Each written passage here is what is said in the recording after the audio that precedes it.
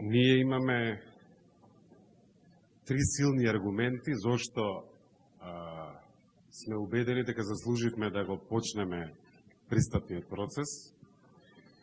Прво, многу долго чекавме. Второ, ние сме земја кандидат веќе 14 години и првата препорака од комисијата ја добивме во 2009 година.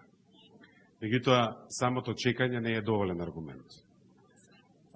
Ние сме земја која што помина низ една политичка криза, што допре до авторитаризам во 2015 и 2016 година и во 2,5 години направивме очигледен демократски пресврт.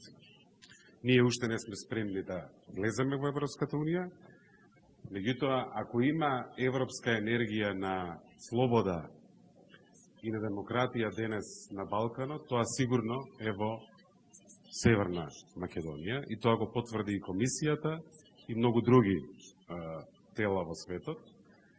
И трето, направивме нешто што Балканот тешко го прави, а тоа е решивме едно од во наводници нерешливите прашања, разликата околу името со соседите.